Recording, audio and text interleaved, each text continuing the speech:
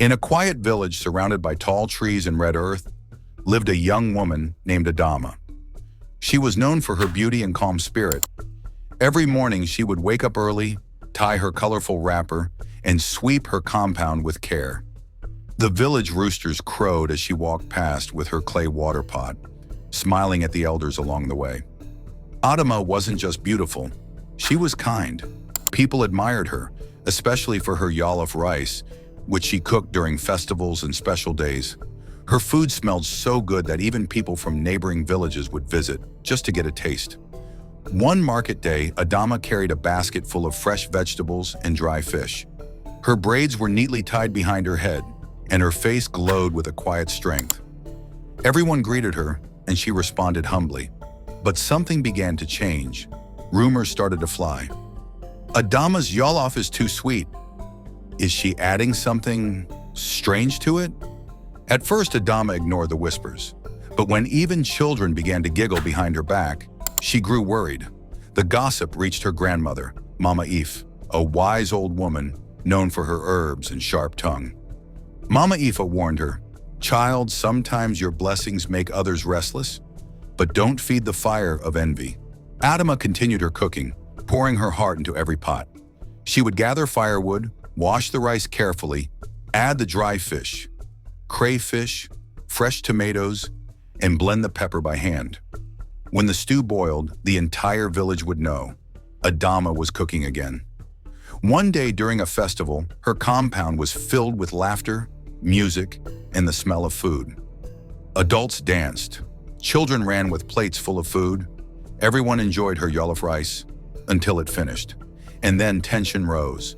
People began to fight over the leftovers. A man pushed another over the last scoop. Two women shouted, accusing each other of stealing extra meat. Adama stood in shock. What had started as a day of joy had become a battlefield. As the sun set, Adama sat alone, staring at the empty pot. Her heart was heavy. "Why does my food bring trouble?" she asked herself.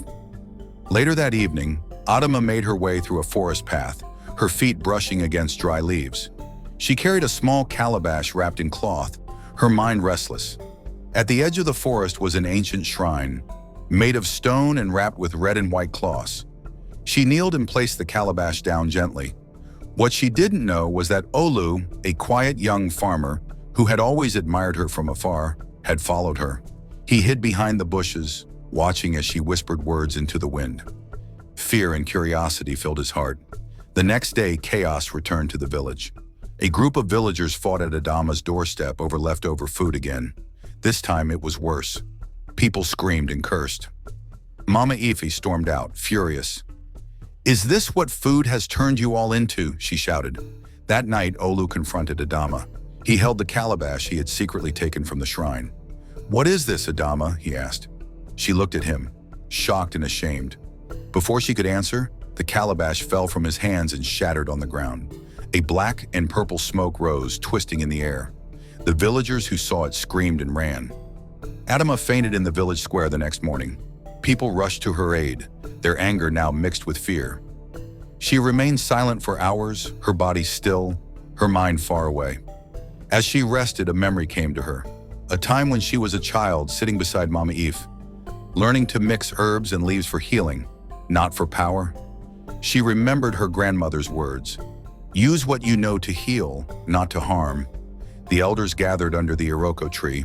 Adama stood before them, humbled. She explained herself, her voice shaking but honest. "I only wanted to protect my food, but I let fear guide me." To everyone's surprise, the villagers knelt before her, not in worship, but in remorse. They had judged her too quickly. They let envy divide them. Around Adama's feet, grown men and women bowed their heads in shame. She climbed a stool and addressed them. Her voice was calm. "We can't let food or fear break our love for one another.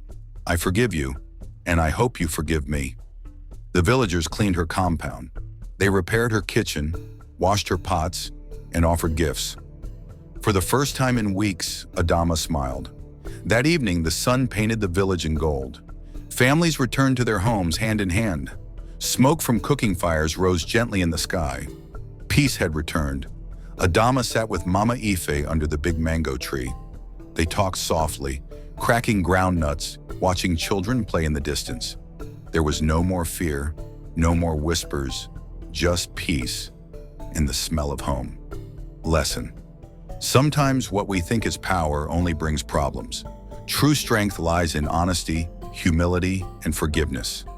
Adama learned it the hard way, but she became stronger because of it. Let this remind us, when we care for others from the heart, there is no need for secrets or shortcut. What would you have done if you were in Adama's shoes? Have you ever seen jealousy divide people around you? Tell us in the comments below. We'd love to hear your thoughts.